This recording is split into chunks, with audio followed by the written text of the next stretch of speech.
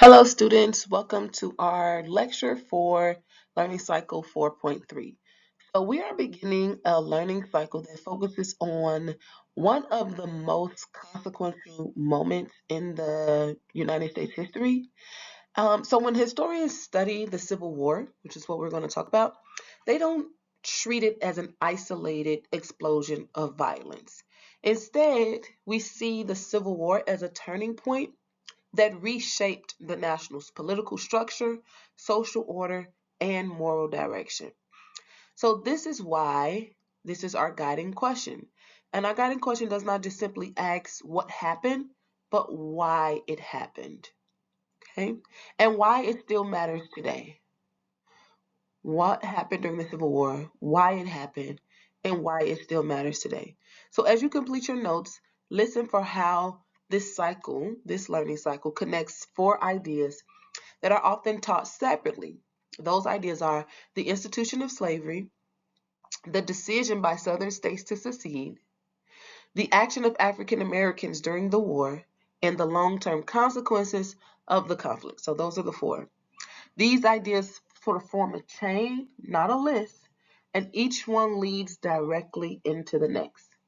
And so the question for this slide, when you explain why the Civil War is a turning point, your answer should go beyond the idea of just fighting and violence. Focus specifically on change, how the war altered the nation in lasting ways rather than simply ending a disagreement. What is the significance of this war and how did it change? You can pause the video here if you would like to answer the question.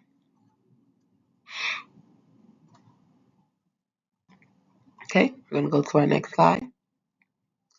Well, to understand why the nation was fractured, why the United States were so divided, we must begin with the role of slavery.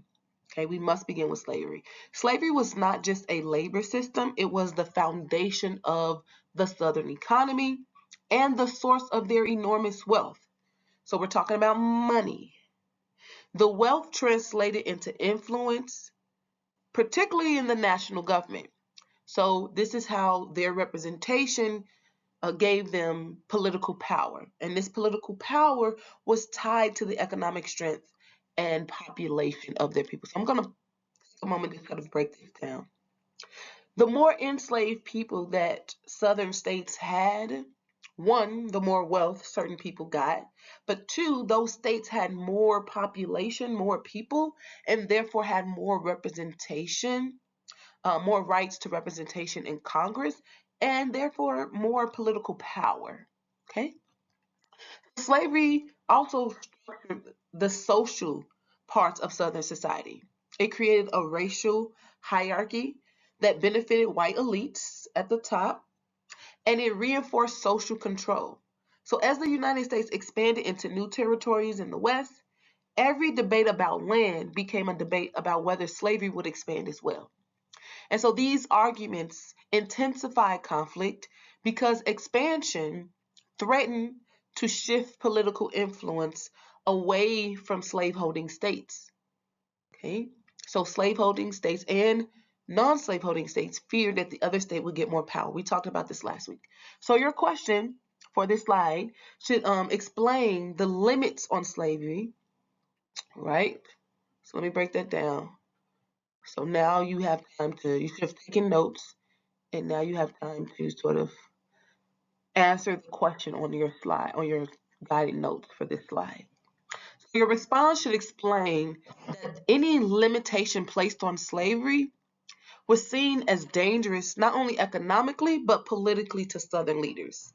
And these leaders specifically feared losing influence in national decision making, which made compromise feel threatening rather than fair.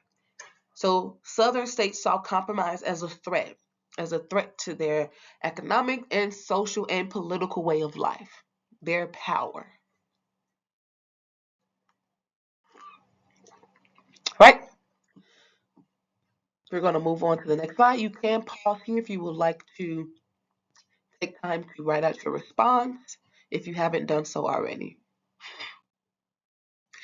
So, for much of the early 19th century, Compromise functioned as a temporary solution. Again, we talked about this last week.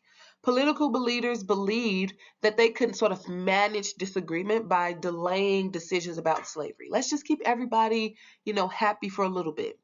However, each compromise pushed the problem into the future without resolving the underlying conflict. So it just delayed the conflict, it increased the conflict, and over time, this pattern weakened the trust between the regions, between the North and the South.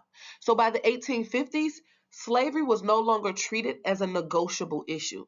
For many Northerners, it had become a moral problem tied to democracy and human rights. And for many Southerners, it was also non-negotiable. It was a non-negotiable foundation of their economy and their identity. So both regions began to sort of have rigid, fixed ideas about slavery. And compromise stopped creating cooperation and instead deepened suspicion and resentment. Again, eliminating trust between these two regions. So your question asks you to explain why compromise failed. So I want you to focus on the loss of trust and the shift from political bargaining to moral conflict. And you want to avoid saying things like compromise just simply stopped or compromise wasn't working, compromise wasn't effective. Why did it fail? Why did compromise fail? I want you to think about that in your response. Why did it fail? Why did the Northern and Southerners begin to lose trust in each other? Think about how the Northerners began to view slavery and how the Southerners viewed slavery, and why that their different views led them to not be able to compromise. And pay attention to the fact that slavery is at the core of this disagreement between the North and the South. All right, again, you can pause here to finish your response, and then we'll move on to the next slide. Okay, you should know this face. This is Abraham Lincoln. And the election of 1860 marked a critical escalation in sectional tension. So Abraham Lincoln's victory did not come from national consensus. Everyone was not happy. Okay.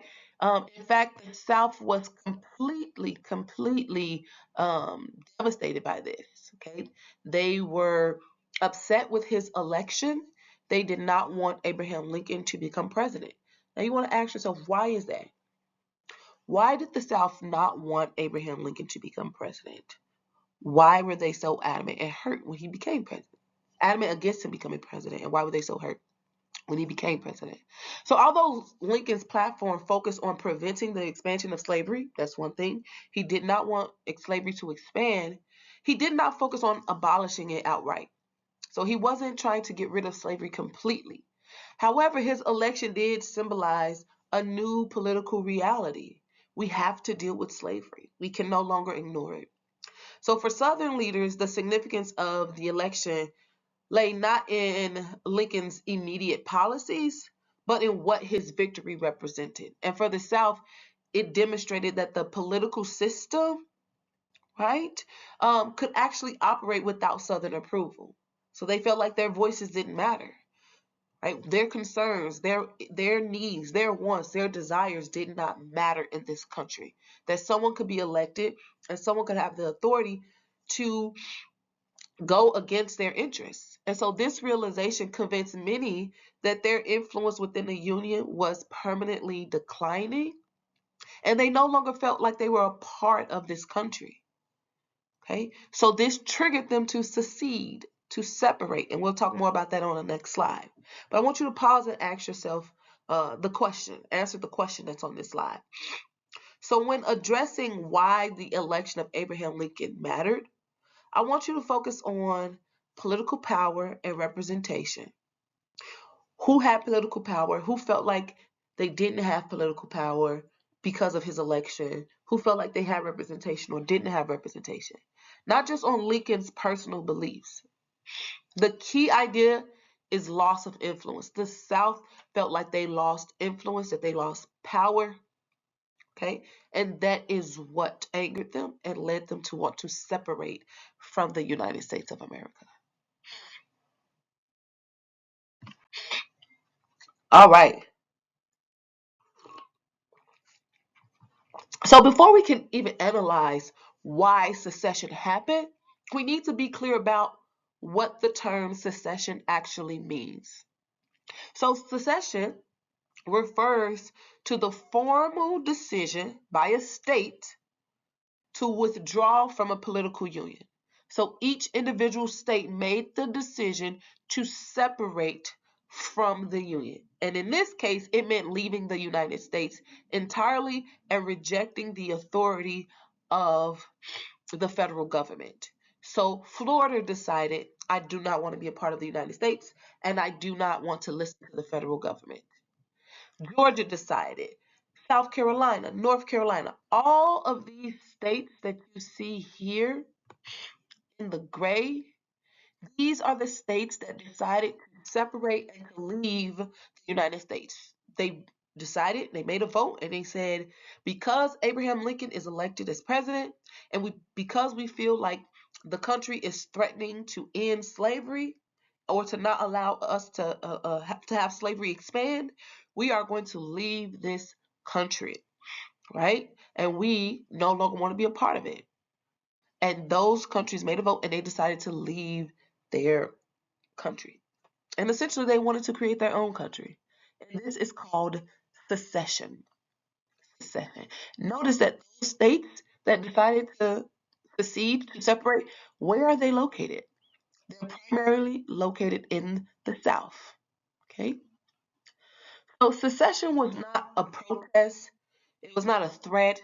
It was like not, they were not just angry. This was a permanent political action with serious consequences. And they understood that.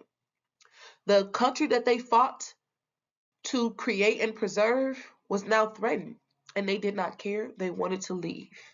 So after the election of 1860, several southern states debated whether remaining in the Union still served their interests. Is this important to us?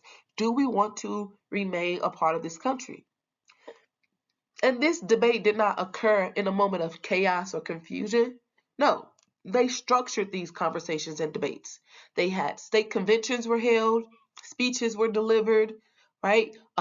There was official documents that were written to justify leaving. They had votes to decide, is this the decision we want to make? Okay? And together, all of these actions show us that secession was the result of deliberate, intentional decision making. It was not and sort of overnight, out of emotional reaction, or was it something that could have been just simply avoided and not discussed? Right? Southern leaders often claimed that they were seceding to protect their state rights. However, when historians analyze the actual language that was used in the secession documents, there's a pattern that becomes clear. These documents repeatedly emphasize the preservation of slavery as the central reason for withdrawal. Their primary reason for wanting to leave is to protect slavery. This matters because it reveals a gap between how secession was publicly framed and what actually motivated. And what actually motivated their decision to separate is their willingness to protect slavery, to protect a system of labor and racial hierarchy that the leaders believed was no longer safe within the United States. So, understanding secession as a choice forces us to rethink the idea that the Civil War was inevitable. Conflict was not inevitable. This conflict, this war, was going to happen. If leaders debated, voted, and issued all of these formal declarations, there isn't anything else but to go to war. So, secession closed the door on compromise. By deciding to separate from the country, there's nothing else to compromise about.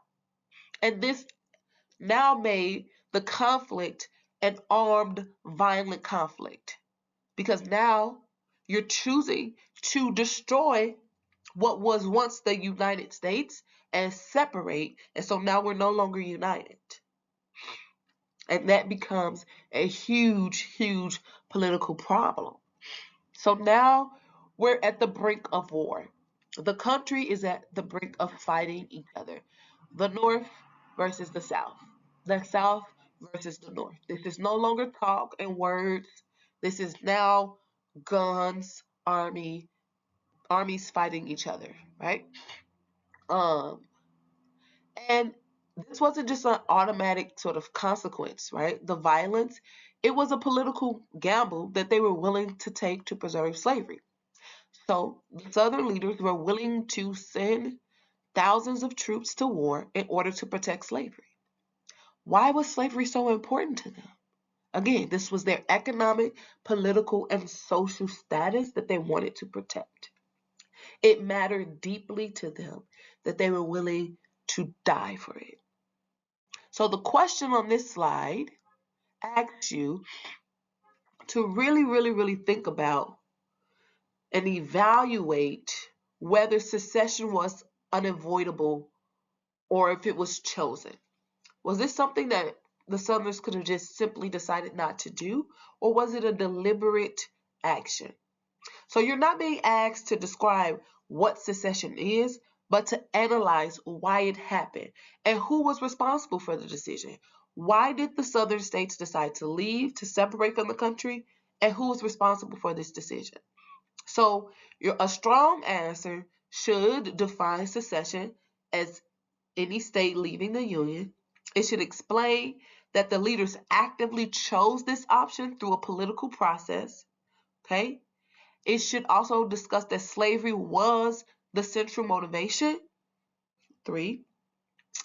And you need to conclude that the Civil War was not inevitable. This was not something that could have been avoided, but this was the result of a building conflict that happened over time. Okay? So again, you can pause here to um, finish your answer for this question. And once you are done answering this question, writing your response for this question, you also have 5 multiple choice questions that you need to answer for the first 5 slides of this lecture.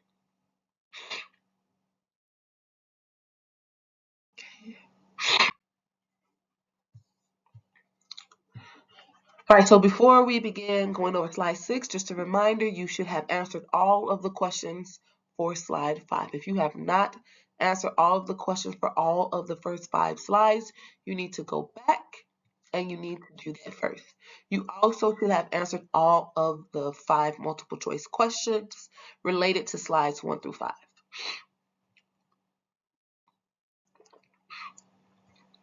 If you have not done this, you need to, again, pause the video and do that before moving on. All right, so now we are here. The Civil War begins. We are now a country in war with itself. And when the Civil War began in the spring of 1861, it did not sort of resemble early American wars that had already happened, right? That were fought sort of at the edge of the nation along the sort of coast, right, or the border. This conflict unfolded across large portions of the United States, with most of the fighting actually happening in the southern states. Border regions, transportation routes, and agricultural centers became strategic targets, turning entire landscapes into zones of conflict. So entire communities just became spots, war zones essentially, where the battles were fought. So where what was once your churches, your schools, your homes, now this is a war zone. And the war was, again, not confined to sort of distant battlefields, something that's happening far away from your house. The war was happening right in front of the homes of many Americans, or in the backyards of many Americans in the South. So the war entered the towns, the farms, our homes, and as a result, this reshaped everyday life for millions of people. And again, because the South was the primary location of the combat, many civilian populations experienced the consequences of war directly. So what happened? What were these consequences? Railroads were destroyed, which disrupted supply lines. The farms were seized or burned. So people who had farms, those farms were burned. Cities were completely damaged or occupied, right? The the Union Army or the Confederate Army took over cities. Families were displaced. Families were forced out of their homes. Labor systems collapsed. So slavery itself began to weaken. And then the local economies, how people made money, the markets were thrown into crisis. So people were not able to make money in the way in which they once did. And because of this level of destruction blurred the distinction between who was a soldier and who was a civilian. And now everyone is experiencing war together. So it's not just this sort of military war that only or primarily involves soldiers that's happening in a distant place. This now involves everybody and it's up close and personal. At the same time, the demands, the financial, the social demands for sustaining a long and costly war forced the federal government to take on new responsibilities. So in order to raise and supply armies, the government implemented a few things. They implemented national taxes. They expanded its bureaucracy, which essentially its control, and it asserted authority over states. So now the federal government sort of demanded that they have authority over states. And this was very controversial because this had not been done before. Remember, we talked previously about the debate between should the federal government or the local government, the state governments have more powers. And in the situation where the country is in war, the federal government steps in and now asserts themselves as the primary authority, political authority figure, which ultimately gives them more power. So the balance of power between state governments and national governments um, is really now established in a different way than it had ever been done before.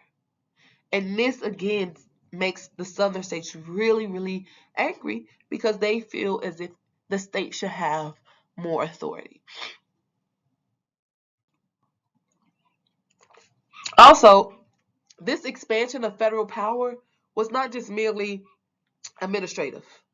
It altered how Americans understood citizenship and obligation.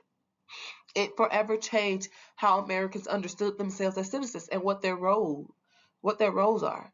So participation in the war, whether through the military service or through paying taxes or just by following the laws or giving up your home for soldiers, teaching the soldiers, teaching those who were enslaved, participating in whatever way, it really strengthened the idea that allegiance to the nation could outweigh loyalty to individual states. And so this idea that I'm an American first before I am a New Yorker or before I am someone from Illinois, this is sort of new, this sort of national pride becoming bigger than your state pride. So in this sense, the Civil War was not only fought on battlefields, but also in debates over governance, authority, and national identity. Okay? So understanding how the war began, it requires us to recognize that once the fighting actually started, it accelerated changes that compromise had previously delayed. So now the war had to deal with what those compromises could not deal with. And so violence forced decisions that politics alone had avoided. And so now violence became the answer. The war transformed disagreements about slavery and secession into a national struggle over the survival of the Union and the legitimacy of federal authority. So, now for slide 6, you have a question that you need to answer. And so, what the question is asking you is for you to explain how the Civil War changed the relationship between citizens, states, and the federal government. The question is not asking you for a list of what happened, okay? It's asking you to analyze. So, a strong response should do the following. It should describe how the war affected civilians and the infrastructure, the building, the land itself, not just how it affected the soldiers. You also need to explain that the federal government had to expand its power to fight the war. And then you need to connect these changes to a new understanding of national authority. So because of the war, the federal government had to assert themselves with more authority, and you need to understand what happened as a result of that. Okay? You can take a moment to pause here if you need to finish your response before moving on to slide 7.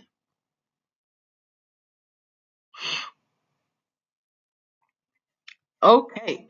So when the Civil War began, enslaved people were not just waiting around for freedom to be delivered to them by the government. No, they weren't just saying, well, let's just wait and see if slavery will end. No, instead, many enslaved people recognized that this was their opportunity to do something more. So as the Union armies moved into the South, as the Union Army began to take over southern cities, guess what the enslaved people decided to do? They made deliberate, intentional decisions to insert themselves. Okay? How did they insert themselves? They began to escape. They said, oh, wait, I hear the Union Army is over here, 2 miles away. I'm running and escaping and leaving this plantation and going to join the Union Army. And this was a great risk. They could be caught, they could be killed, so they took the risk. And these actions disrupted the Southern labor system and weakened the Confederate war effort in ways that no law or policy had ever done at this point. So again, think about the fact that the war itself drastically increased the amount of enslaved people. Enslaved people were running away by the minute at this point. Every other night you had another wave of people running away because they felt like this was my opportunity to escape. If I never did it before, I'm going to do it now. And so what makes these actions historically significant is that they forced change from the ground up. Enslaved people began to challenge slavery themselves, and they challenged the legal definition that treated them as property by asserting themselves as people seeking protection and freedom. They're like, I'm not your property. I'm not staying here. I'm a person and I want my freedom. And so the Union leaders, they couldn't ignore slavery. Enslaved people made sure that they could not ignore them. Okay? The presence of the formerly enslaved people demanded that the Union Army do something about their shelter and to alter their own military policies. So in this way, enslaved people transformed the war before politicians officially redefined its purpose. So before the politicians could even say like, okay, this is a war to end slavery, the enslaved people made it a war about slavery directly. And so this moment reminds us that the Civil War was shaped not only by presidents and generals, it wasn't just the leaders, but also by the choices of people whose voices have been excluded from political power. We can't discuss the Civil War without discussing the people who were enslaved themselves. They are a critical part of understanding this war. They contributed, they participated, and they are ultimately the ones who shaped the outcome. So your question for this slide is it asking you to explain how enslaved people influenced the direction of the war. We don't want to just talk about what happened to them. We want to talk about their agency. What did they do to help change the war? So focus on their action and the impact of their actions. Explain how running away actually weakened slavery and it pushed the Union toward addressing the problems and actually discussing what freedom needs to look like for them. Again, you can pause here and we'll pick up on the next slide. All right. We also have free Black communities. Not every Black person was enslaved, and they primarily were located in the North. And they also played a very crucial role in shaping the Civil War. These free Black communities organized support networks, they raised money, they helped to share information through newspapers, They gave speeches to pressure political leaders to actually recognize African Americans as active participants in the nation's future. They asserted themselves as citizens, as being a part of this country, and their efforts challenged the idea that African Americans were outside of American democracy. They said, you cannot have this discussion without us. We are at the center of this conversation. We are a part of this country, and you cannot ignore us. And so when African American men were eventually allowed to enlist in the Union Army, their service carried meaning beyond the battlefield. This was significant. These black men you see here in these uniforms meant something. This meant whether they were formerly enslaved or they were born free. This meant as a black man, I can put on a uniform to represent the American country. This means I'm a citizen of this country. This means I'm not a property. This means my skin color does not limit me or define me, that I am equal. I am deserving of citizenship just like the white citizens. So military participation became a sort of public demonstration of loyalty, courage, sacrifice, and citizenship. However, they were not paid the same. They were often given the worst jobs. They were put at the front lines to die first. So they still face discrimination. Black soldiers, despite this, still use their service to argue that citizenship should be tied to contribution rather than race. Right? This is where we begin to rethink what is citizenship? Who has access to citizenship in this country? And so their participation forced the nation to actually confront a contradiction. How could a country fighting for unity and freedom could justify excluding those who are actively defending it? If I'm actually defending my country, how could you deny me freedom? How? So, the question for this on this slide asks you to analyze why black military service mattered politically.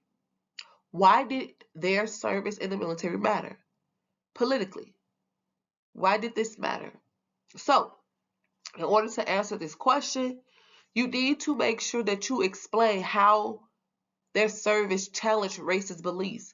The idea that black people are only property, or the idea that black people are not intellectually capable of doing the same thing as a white person, and how their participation in the army helped to strengthen arguments for citizenship and equality, to show that black people are citizens and that we are deserving of equality.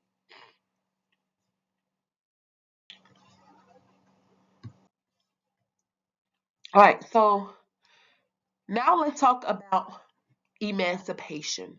But before we can understand why emancipation mattered, we need to be clear about what emancipation is and what the Emancipation Proclamation actually was. So, emancipate someone essentially means to give them freedom. To emancipate means to give them freedom and authority over their own lives and over their own bodies. So, this is what African Americans, free and enslaved, were advocating for. They were advocating for the emancipation of black people, the freedom of black people. So now we have here this document titled the Emancipation Proclamation. The Emancipation Proclamation was an executive order issued by President Abraham Lincoln during the Civil War. It declared that enslaved people living in the states that were rebelling against the Union were to be considered free. So in this document, Abraham Lincoln said, any enslaved person that is living in a state that decided to try to rebel against America and to separate and form their own country, if you are enslaved and you're living in that state, I, as the president, am deciding to make you free. Okay? That is what this document did. However, it did not apply to enslaved people living in other states. There were other people who were enslaved, but in states that didn't try to leave the Union.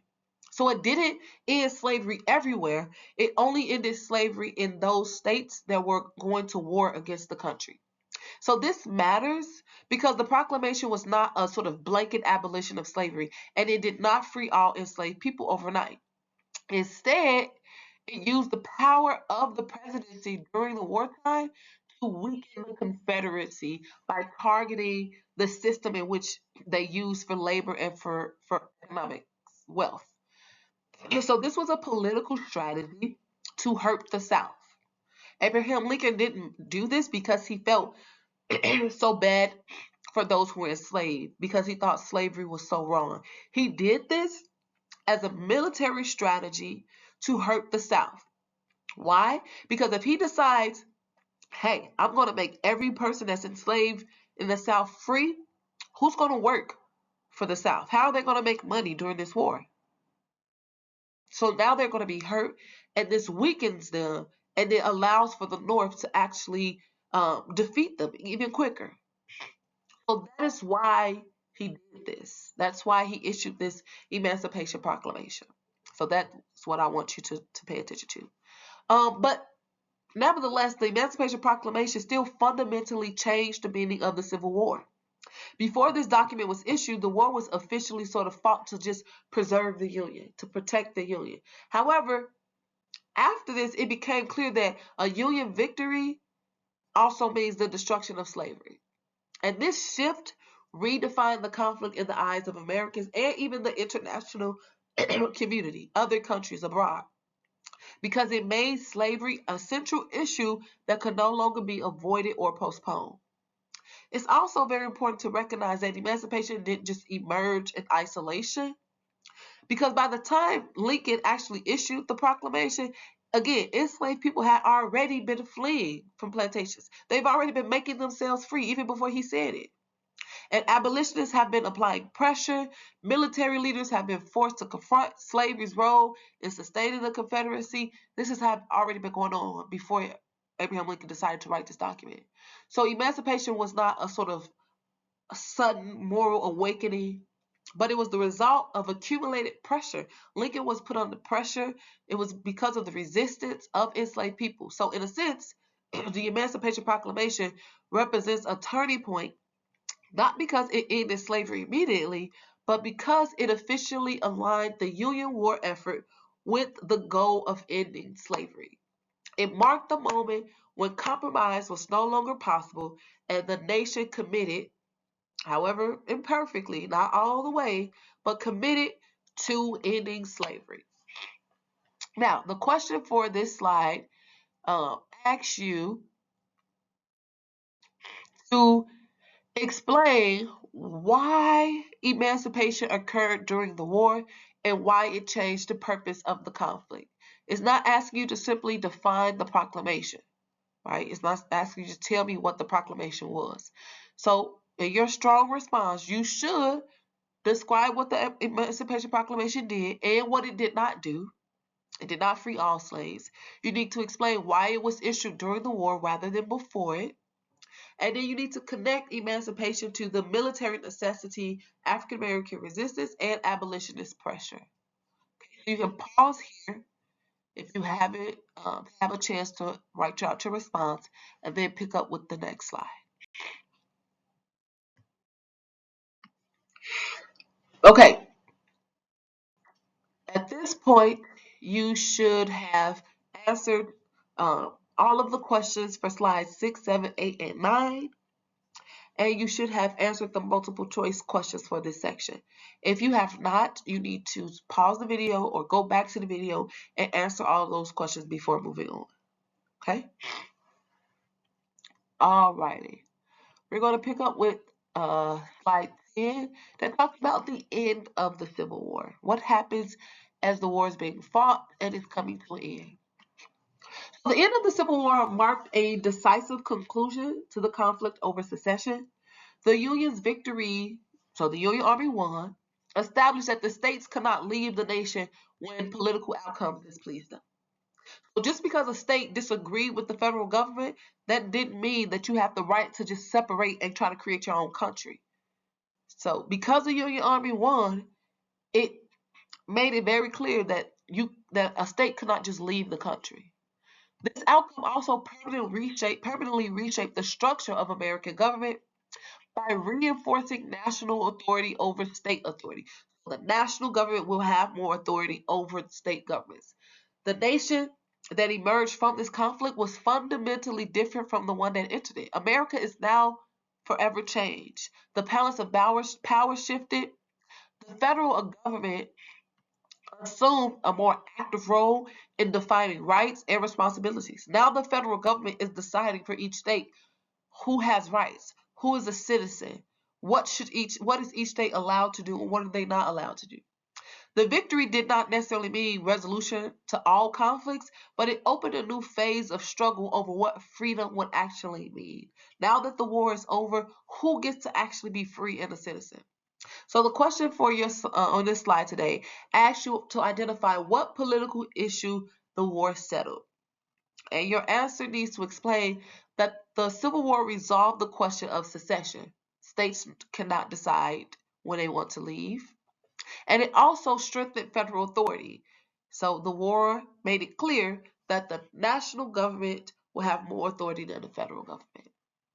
Again, you can take time to finish your written response here, and when you're done, you can move on to the next slide. So, although slavery was abolished at the end of the war, freedom did not bring equality.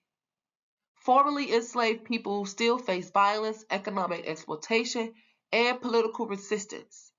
So systems of discrimination quickly began to emerge to actually limit African American participation in society. Even as the nation claimed to have entered a new era of freedom, at the same time, African Americans actively had to work to reshape their own futures. Families reunited after years of separation, schools, churches, and community organizations were established. These efforts demonstrated a resilience and a determination to claim full participation in American life, even in the face of intense opposition. So this period reveals the tension between legal freedom and a lived reality, a tension that would continue long after the war. Your question for this slide asks you to explain both progress and limitation after the war. How did the war symbolize progress? How did it symbolize limitation? So you want to make sure that you write about both opportunities for equality, but also how African Americans didn't actually experience equality fully.